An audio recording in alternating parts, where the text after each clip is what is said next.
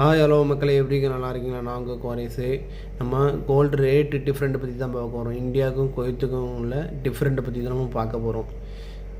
நம்ம இந்தியாவில் வந்து 16.25 கிராம் வந்து நம்ம இந்தியாவில் எவ்வளோ ரேட்டுனா, சேதாரக்குழி ஜிஎஸ்டிலாம் போட்டு 1,65,000 வருது. இதே இது குவைத்தில் வந்து நகை ரேட்டு மேக்கிங்கு எல்லாம் போட்டு 1,50,000 வருது.